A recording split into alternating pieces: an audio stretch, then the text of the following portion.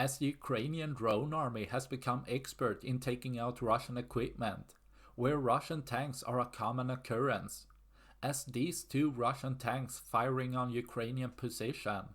A Ukrainian FPV drone with an RKG-3 anti-tank grenade came flying down, striking the tank at the turret's top section. But as the result would be that the drone crashed and bouncing off as the grenade didn't detonate.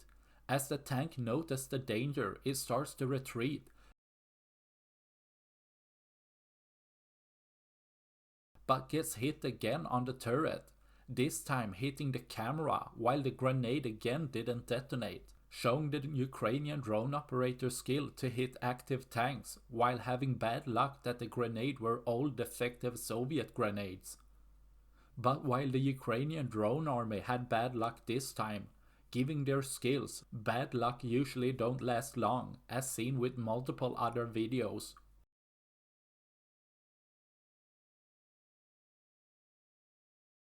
That's all I had for this video. Please like and subscribe for more. Thanks for watching. Bye.